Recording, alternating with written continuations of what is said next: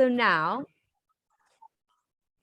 I'm going to go ahead and introduce Michael, our executive director, to start the presentation.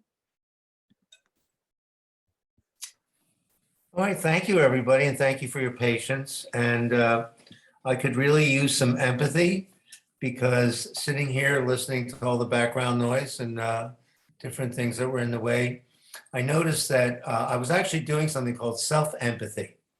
So we won't talk about that too much tonight, but mostly we're going to focus on empathy. Okay.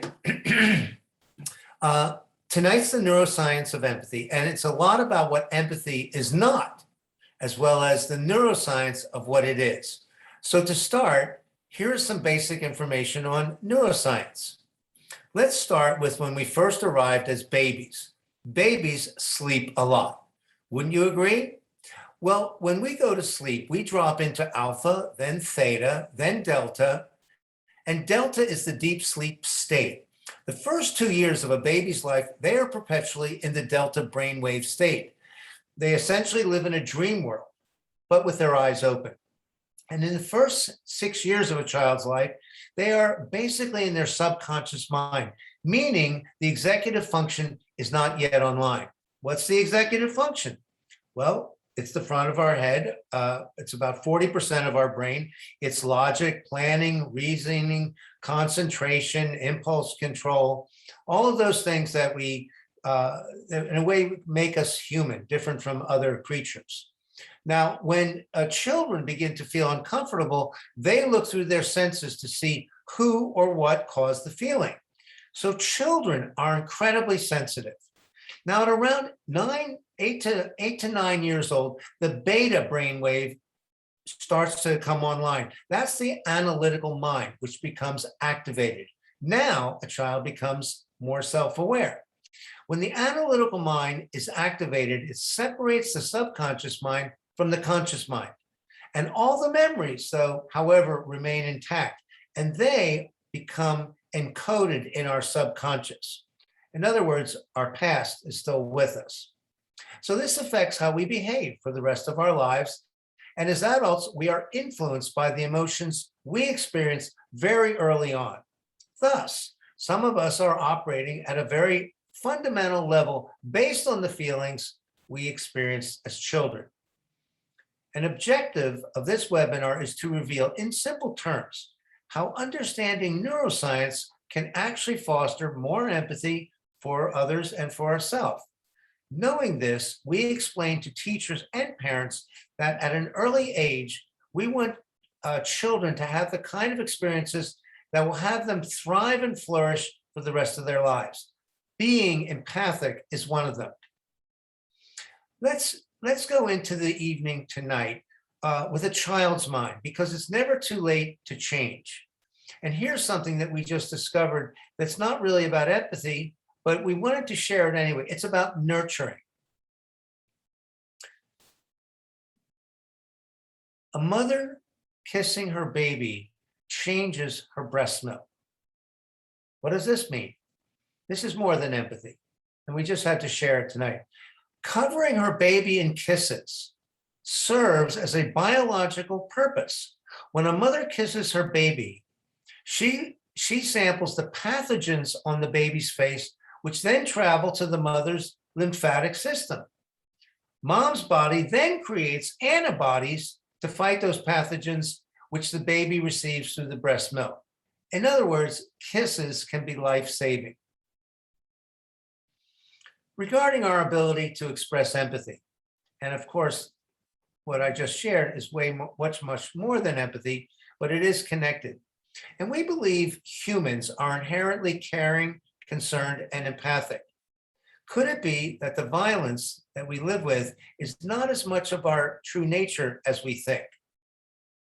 Now, someone trips and falls on the street. What happens? People flock around that person to help them and make sure they are all right. Have you been in one of those flocks? When this happens, is it empathy or sympathy? We think it's empathy. You saw in the opening slide a school of fish swimming in unison. Birds fly in a similar formation. There's no leader, So how do they know how to move together? When someone trips and falls, a flock of humans move to help out, like the birds and the fish. There's no leader. So helping out is innate. As a flock of humans or birds or a school of fish connected by some unseen magnetic force, consider our potential for care, compassion, and empathy. Empathy is about support and presence. Just a few weeks ago, I was cut off by a speeding motorized delivery bike, and I fell off mine and broke my collarbone. I live in New York City. 5 people came to my aid, like they were my closest friends. They helped me get up, pulled the bike off my leg, and they looked so concerned you'd think we had some sort of bond. Well, in that moment, we did. So what do you do when you want to get good at a sport? What do you do when you want to get good at a language? What do you do when you want to get good at a musical instrument? Practice. What do you do when you want to get good at a relationship? Who ever heard of practicing relationships? Well, tonight we're going to practice empathy, and it is a relationship practice. Has anyone struggled in science, in school? I did. I was a C and D student. Today, however, even for students like me, neuroscience has important implications for learning that could bring the light of day to those of us who struggle to focus in school and anywhere for that matter. The more one can understand the brain, the more they can understand behavior. To give you an idea how rapid change can take place, I have a quick story. A few years back, I used to work in the film business, and I was in a taxi going up 43rd Street to the east side, no, 44th Street. And we came to 2nd Avenue. The cab driver came to a stop at the light, and a guy with really ruddy cheeks and a cup came to the window, and the cab driver rolled down the window, and back then, this was 92, he clicked off a money changer, a quarter, and put it in the guy's cup and said, 7 down, 3 to go. He pulled up about a half a block later to let me off. And I said, yeah, I never saw a cab driver give money to a street guy. He said, 10 a day. That's what they do for New York, 10 a day. And I said, well, suppose he goes and gets a drink. He said, suppose he gets a cup of soup and he gets a job and he gets married and moves to Long Island and has 3 kids. I'm not here to interview him. 10 a day. That's what I do for New York. Well, that changed my life. Because at that time I was living in an area called the Upper West Side. And there were a lot of people on the street. Every once in a while I'd see somebody who had a cup out, but he had new sneakers. And I was like, I'm not giving him a quarter. And so I would have this stress. Who do I want to give a quarter to? After that, 10 a day became my mantra. If somebody could probably be dressed up in a suit and I'd still give them a quarter. So that freed me and allowed me to let my empathy flow freely. 10 a day. That's what I do for New York. And that's what I still do for New York. Okay, let's go to the next slide. This is the dictionary definition of empathy: to understand and share the feelings of another. How can you share someone's feelings if they don't tell you what they're feeling? Well, we introduced an approach to empathy and feelings and needs based on the work of Marshall Rosenberg's nonviolent communication. And we practice expressing our needs and feelings without blame and judgment, and we practice listening empathically. And that's what we're going to look at tonight. And here, there's the book that's the foundation of our work. And we always like to tell people about Marshall Rosenberg's nonviolent communication. He's not with us anymore. It's been about 5 years. And we also put the location where you can order this book, and we highly recommend that you do. Rather than go to a giant conglomerate to buy the book, we prefer to spend our funds on local stores and local stores and publishers like the publishers of Nonviolent Communication. And their company is called the Puddle Dancer Press. And this book has changed many lives. It's all over the world. The foreword is by Gandhi's grandson. And it is from this book, the inspiration we've had from it, that we are giving tonight's presentation. All right, so now we're going to look at what empathy is and isn't, which is what we call empathy blocking. Okay, here on this slide, you see what we call empathy blockers. One-upping. You meet up with a friend. How you doing? They tell you something's bothered them, been a difficult day. What do? You start telling them about your difficult day. One-upping. You know, there's some strategies you can use to deal with the problems of your day. Did anybody ever get unrequested advice from your parents, your partner? Educating. There's a good book you can get about how to have a more efficient office. Analyzing. I hear this from you every time I see you. Consoling. Well, the day's over, so just relax. Discounting. You should be glad you have a job. So these are common empathy blockers. One-upping, advising, educating, analyzing, consoling. There's also changing the subject. Have you ever been in a conversation with someone and sharing about things that you're concerned about, and they change the subject? There's more. Arguing. Was it really such a problem? We heard these kind of responses before. How do we feel when we get these kind of responses from anyone we know? Storytelling. That's going off and getting into a long description of yourself. Data gathering. Prying. What? Why? Well, when? Where? How? This is. We think we're making conversation. We think we're being. We think we're creating connection, but we're not. Providing answers. Well, it's best you do this. Lecturing. You know, you really should have. Ordering. You need to start doing this. Preaching. You should be doing what I've told you to do all along. So are you getting exhausted, everyone? Have you had experiences with one-upping? And sometimes it's with people that you're really close to. And here's a few more. Silver lining. Well, look at the bright side. Well, that's consoling. Problem solving. Have you tried this? Interrogating. Why did you do that? What were you thinking? Judging. It is exhausting.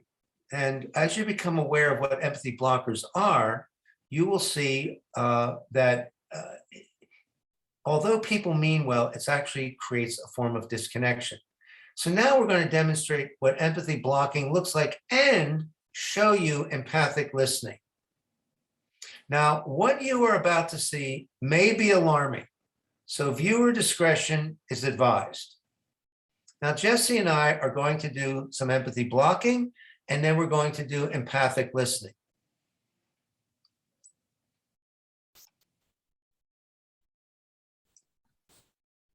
Are you there, Jesse? Okay, we have everybody on, right? Okay, hi, Jesse. How's it going? Hey, actually, my computer died in the middle of this huge work meeting today. My computer's constantly breaking down. It's really so aggravating. Jesse, can I give you some advice? What you want to do is you want to make sure your computer's in perfect running condition before you go to meetings. Jesse, there are so many books about tech efficiency. You should get some. I'll look up some for some of these books and get them for you. Well, Jesse, I can't remember how many meetings you've been to, same story. I hope you don't mind me analyzing you, Jesse. Jesse, look, the meeting's over, so just relax. The day's ahead of you. It'll be fine. Jesse, I think you should be glad you have a job. Discounting. So those are some of the main empathy blockers. How did Jessie feel? What expression did she make when I did all this empathy blocking? Now, what we're going to do with, you can bring back the screen again.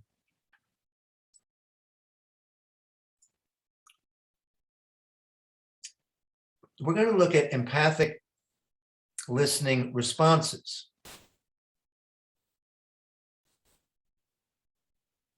So that was empathy blocking. Let's do this over again. Hi, Jessie, how you doing? Actually, Michael, it's really upsetting, but I had my computer die right in the middle of a huge work meeting. Wow.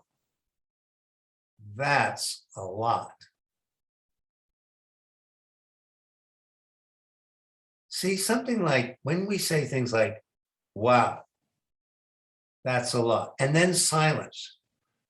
Think about some times where you would have preferred that someone respond to you very simply, and I might say, I hear you. Yikes. These are all very simple words and phrases that we can say. Let's say Jessie told me something that was sort of tragic. And you see at the bottom of the list, it says, I don't know what to say, but I'm glad you told me. So when somebody tells us something that's tragic, we often will say something like, I'm sorry. Well, you're sorry. Sorry about that. It happened. Well, it happened, and it's not going to go away by you being sorry. But if you can say something like, I don't know what to say, but I'm glad you told me, or I appreciate you telling me. So what's really important is that moment of silence. She had a really bad day, and I go, wow, that's a lot. That is so powerful to say that, because that acknowledges what is going on for the person. Wow, that's a lot. Okay, now we're going to do a group empathy exercise. We're going to, we have over 200 people. So Jessie, are we able to break into groups? Yes, I'm going to assign them right now. Okay, now we're going to put you all in groups with this amazing technology. And what we'd like you to do is when you get in your group, and you don't have to turn on your video if you don't want to, if you're in your pajamas or still having a snack, but we'd like, when your groups is for one person to volunteer to go first, and then that person will say something that annoyed or disappointed them, not tragic, like their home, oh, your home, my home burned down this morning, the oil burner exploded.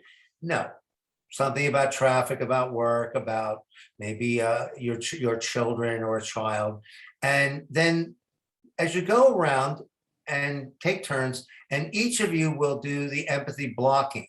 So we will send you the list. I hope we're able to do that. If we can't, it's easy to remember. There's one-upping, advising, fixing, discounting, consoling, and analyzing. And we should be able to get that in everybody's group. So we'd love for everybody to have this experience of sharing a concern, getting empathy blocked, and then receiving empathic responses, empathic listening. Okay, let's see if this exciting concept is working with breakout rooms, as they're called. And then everybody will have about, you'll have about a minute each, a minute to 2 minutes each, and we'll bring everybody back in about 6 or 7 minutes. Okay.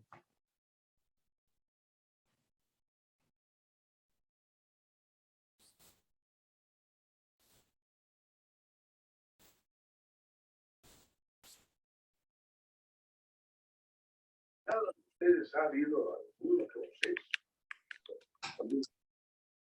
que trajeron nueva vida, llena de luces y de alegría a esta casa. Thank you. También le quiero dar las gracias a todas las partes, familia, a la escriba. Yo también les quiero agradecer.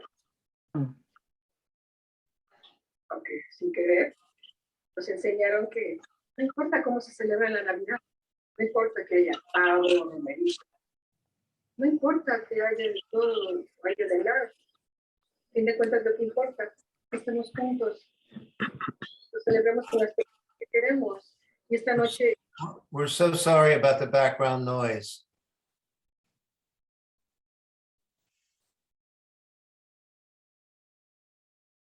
Okay, we have a few people who are not in breakout rooms yet.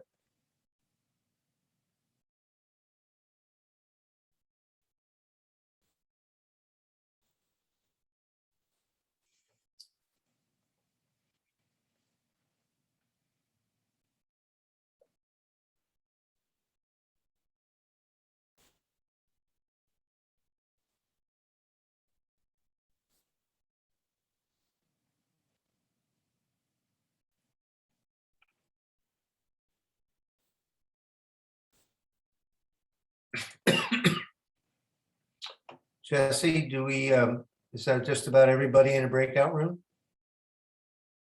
Everybody should be able to join now. So I'm just double checking who's left. Okay, great. Thank you.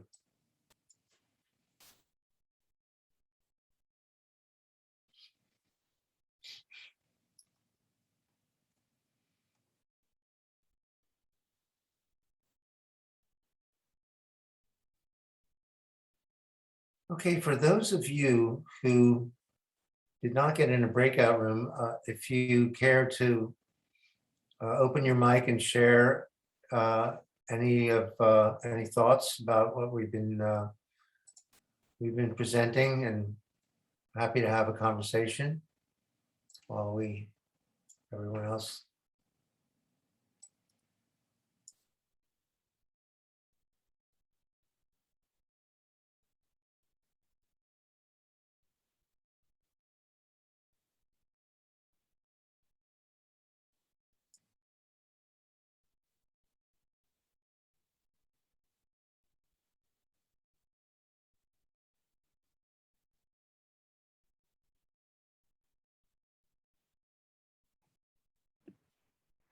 I'll share. I think some of your blockers really ring true with me when I have a conversation with my daughter when she complains about her job or something. So I'm really learning the proper way to respond, because I usually either try to make her, solve it, or I do all the things that you say I shouldn't do.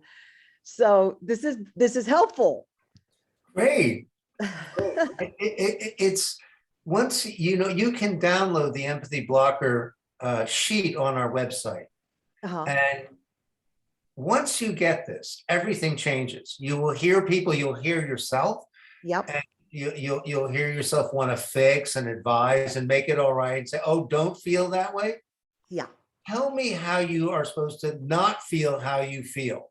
Like snap your finger and go, okay, oh, I'm in Wonderland. So that's great. It's so good to hear that's speaking to you, because Yep. Yeah.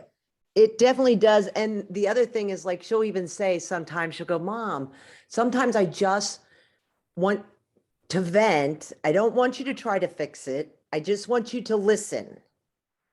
Yeah. So it's everything you're saying is right. Well, the more you listen to your daughter, Uh-huh. the more you give her that space to be received, the more the deeper your bond will go. The parent-child bond will deepen when you can be having a tough day yourself, but let's face it, kids today, that what they're going through, something most of us can never perceive of. I mean, our childhood, our adulthood, they're going through a global crisis. So Oh yeah. thank you for sharing. What's your name? My name is Dawn. Dawn. Okay, I can't see you on this. There's only Oh, 5. here you go. Are you? Oh, there you Here you are. go. Can you see me? Hi. Yeah, great, Dawn. What? Yeah, my daughter's a nurse, so she's very stressed at her Oh, job. yeah. Yeah. What? So What town are you in? in Dayton, Ohio, I'm good friends with Madeline's mother. Okay. All right. Great. Well, nice Yeah, to I meet work at a school with her mom. So you. Okay. Terrific. Yeah. Well, we're practicing empathy. that's right. And I've been to many of your sessions. I enjoy them all. All right. Wonderful. It's good to hear. Well, you Yeah. know, it can also be kind of comedic when 2 or more people get what empathy blocking is. Like, we do it in the office, but not too many people are in the office these days. But I remember there were things like one of the staff came in one day and like 10 minutes late and said, and it just took forever to get my coffee. And we Mm. all said, that's a lot. And then we just cracked up because, Yeah, because you realize you're doing it to each other. well, we were giving him empathy, Yeah. but you know, because we would say, or you know, other times people would come in with something really minor and tell us, and we'd say, I hear you. Yeah. Tell me more. Yeah. There is no more. So Yikes. it can be very funny. It can be a lot of fun to Yeah. practice empathy. And then when you hear it out in the world, you will, in a sense, begin to feel just a little lonely, like you're on a lonely planet. And people aren't doing anything wrong. There's nothing wrong with empathy blocking. It's like part of our culture. But you know, there was nothing wrong with women being treated, you know, as secretaries in Mad Men, if you ever saw that show, which I didn't.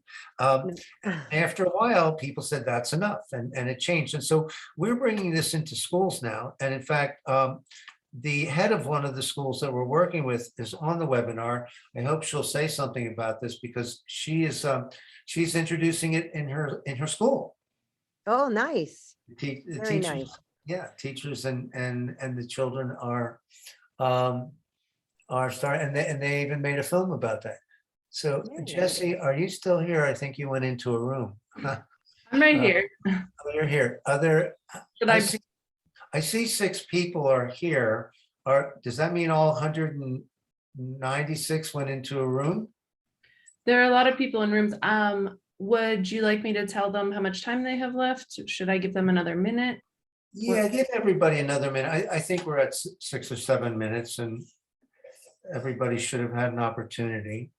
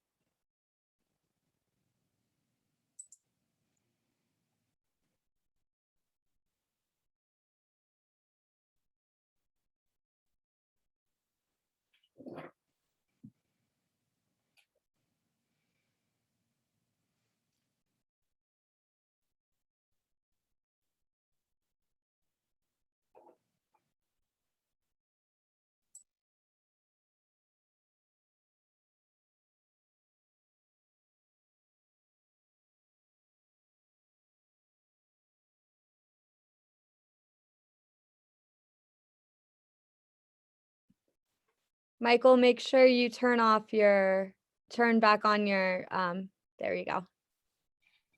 Okay. Let me know when everybody's come back.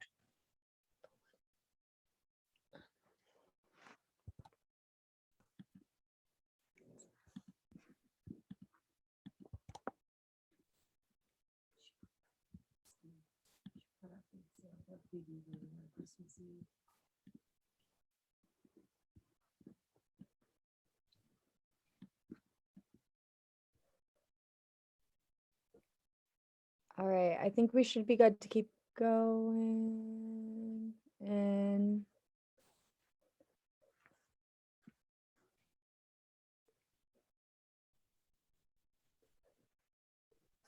Looks like All right, we should be good to keep going. we're still bringing people back, right? No, the breakout rooms are closed now. Yep, we should be all good. There you go, Michael. Okay, great. Well, how was that, everybody? Would anyone like to share?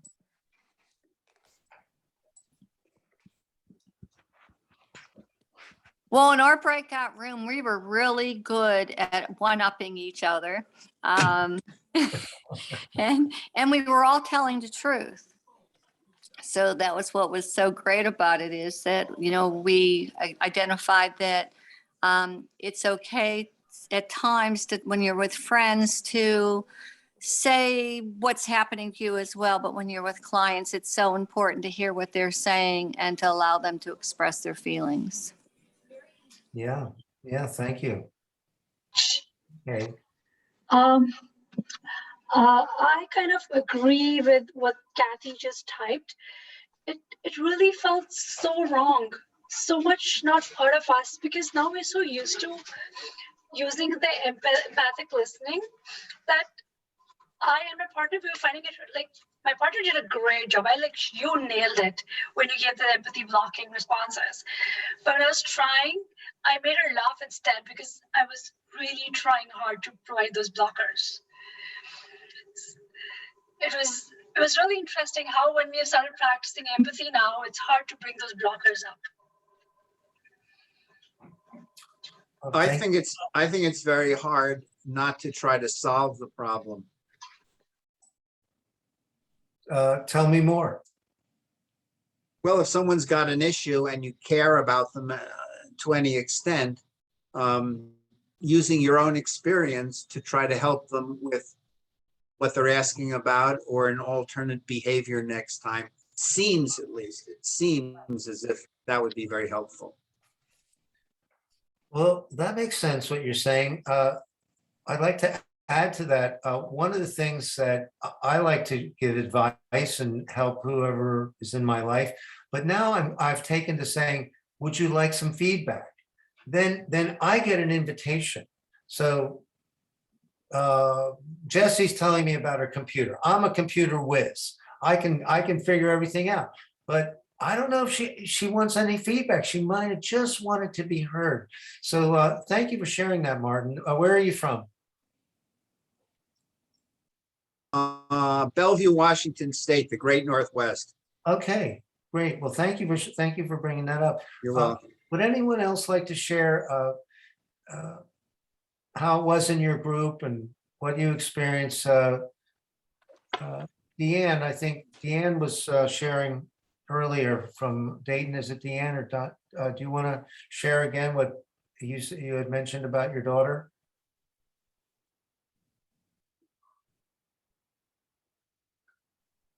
Just about my daughter, the nurse. Yes. Yeah. Just how when she comes to me and she wants to vent, and I always try to solve it for her, and she, she's tells me, Mom, I don't want you to fix it. I just want you to hear what I'm saying and understand, not like try to solve it or downplay it so, it doesn't sound so bad. She just wants to be heard. Great. I think a lot of times none of us really want to do empathy blocking. Our intentions are actually to help, but it's only unintentionally that we are actually doing like one of those things you've listed. So I think it's more of trying to recognize the stuff that we're saying to our loved ones or whoever we're talking to, whether we are doing any of those one-upping or not. Right? Once you become aware of the empathy blockers, it's hard to forget it. I have also coached couples, and it's one of the very first things that we do is we have them face each other and one will share something that's disappointing. The other one says, tell me more. And sometimes they just, I've been waiting for this for since we met. Tell me more. Is there more to that? So I have found this very, I mean, I live in the city, and I remember getting into an elevator one time on a really rainy day, and some guy got in with me, and he starts complaining about the weather. And I didn't want to hear it, but I kept saying, wow, I hear you. And he got off the elevator. He said, it was really nice to meet you, because he had this experience of being heard and not nodding my head like, shut up, just, I hear you. Wow. Yeah, it's really coming down there, okay, so anyway, you can find it on our website. Our website is trf.net, the Relationship Foundation. And I don't know, if we might have even put it in the chat, but great. Well, any last comments about this? Noreen, do you want to have something to share? Well, our group, we only had 2 and then a third person. I was just sharing some of my own experiences. We didn't like role play, but I was just sharing some of, since this is not my first webinar, that I've kind of practiced it with different, angry people, volatile people, difficult people. And it's like the less is more approach is how I put it. Great. All right. I have a comment. Can you hear me? Yeah. Oh, okay. When we do the role play that my partner said, I don't know what to say, but I'm glad you told me. And my response actually is just say something. So it doesn't work for me when she said that. Okay. Well, I hear you. What would create more connection for you? Well, I think maybe she said, oh, I'm sorry it happened to you. It must feel really bad. That will help me. But I don't know what to say. I want a response. I want an interaction. So. It sounds like you have a good arrangement with this person in your life, and the communication has a flow to it.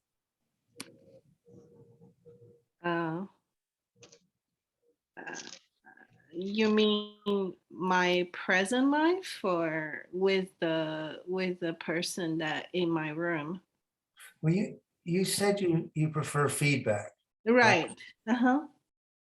And that works for you with someone in your life. Did I get that? Yes. Then that sounds like it's working out for you. We offer the empathic listening. We talk about the empathy blockers, and it's whatever works for anyone who joins us. It's everything is flexible.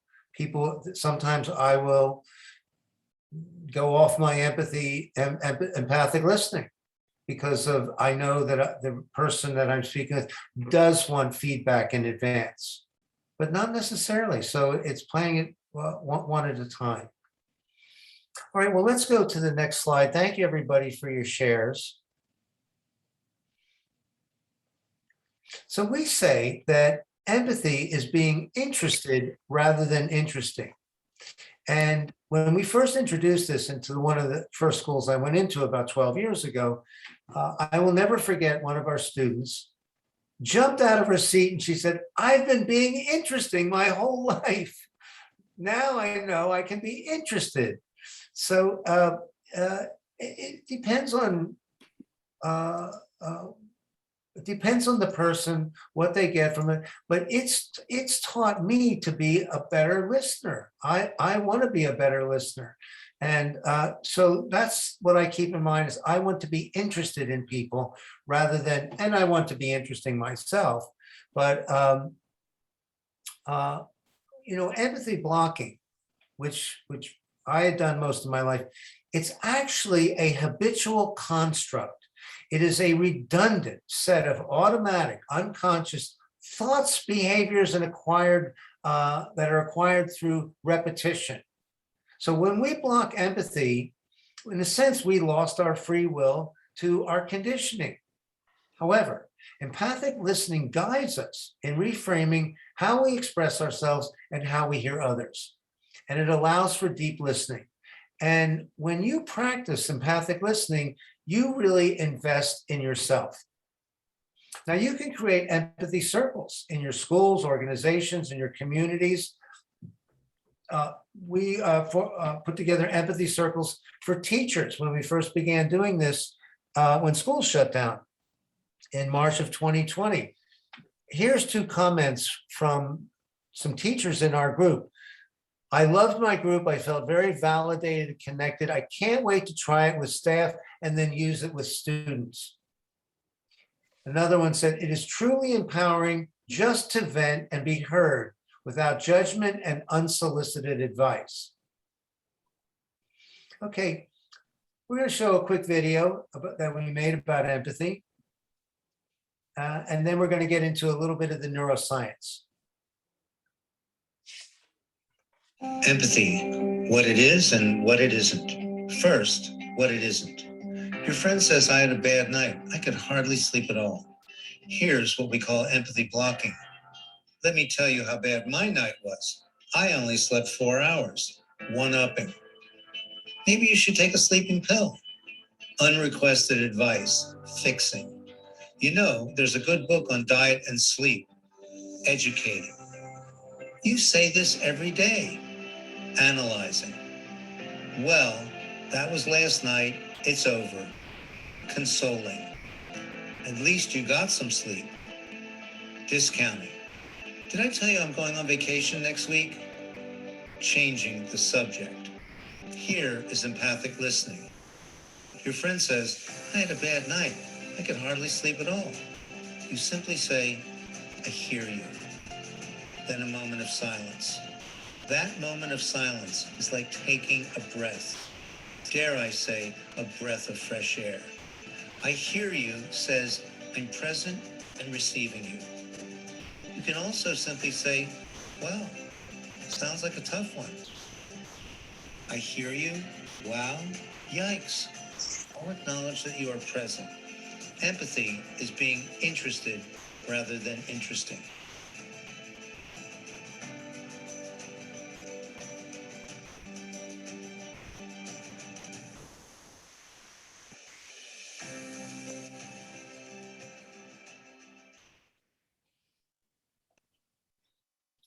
Okay, we got a lot of interesting responses to the empathy practice in the chat.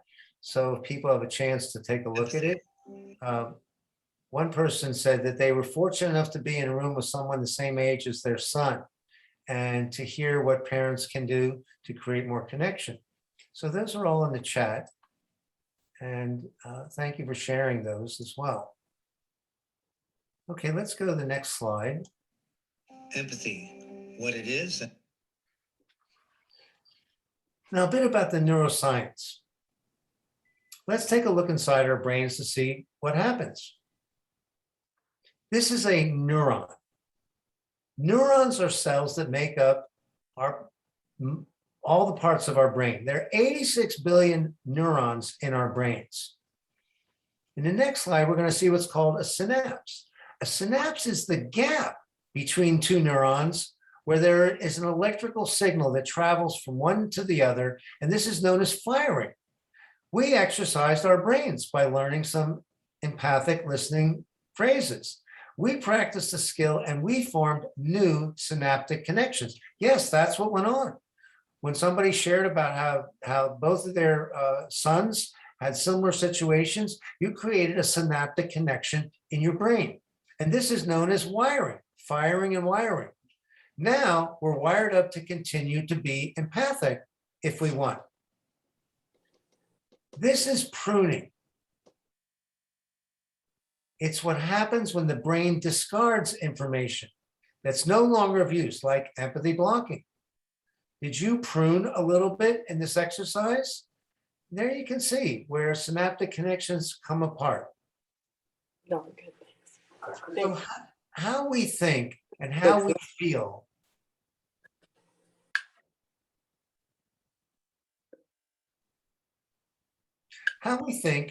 feel creates our state of being.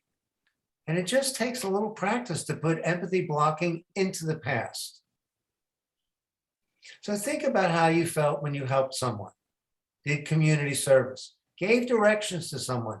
How do you feel when you donate to a nonprofit like ours?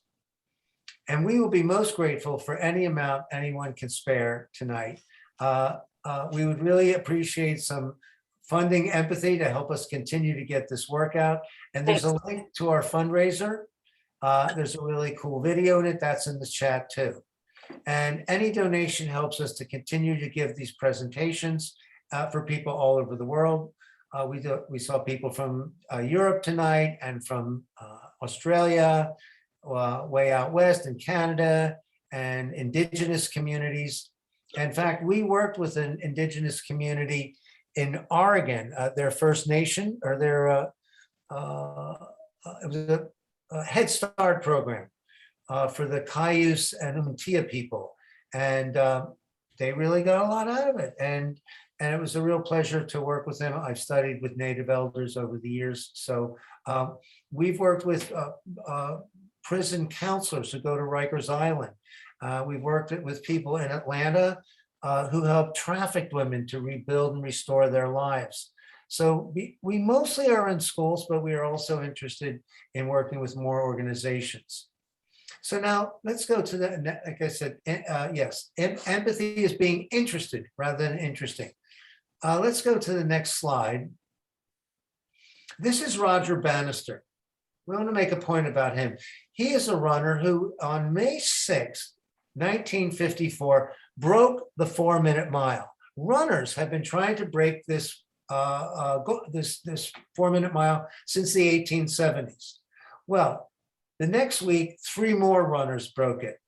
And to date, maybe 1,500 runners have broken the 4-minute mile. So it was a tipping point where it was the 4-minute mile was put in the past. So like Roger Bannister, the 4-minute mile was forever behind the human race. And empathy blocking can become a thing of the past. And the more you practice empathic listening, you install the neurological hardware that your brain is no longer a record of the past, but a map to the future. Empathy is not just social intelligence or emotional intelligence, it's loving intelligence. We hope you enjoy this new skill. Stay with us. Again, we have our GoFundMe link in the chat. Please put it in your browser. All donations are tax deductible. And we also have the survey in the chat as well. Please use that.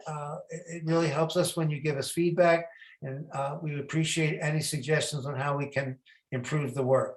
So in closing, to quote a person with great insight, Albert, humans are a marvel of adaptability and change. And in this work, there's the potential for us to break free from the chains of our emotional conditioning. There's a potential for all of us to develop a genius mind. And empathy is a path to that. There's our contact information. We have a curriculum and a guidebook. You can download our book on the website. It'll be available for a few more weeks. And then we are going to a publisher. Chapter 4 in our book is on nonviolent communication. And there's a whole section on empathy.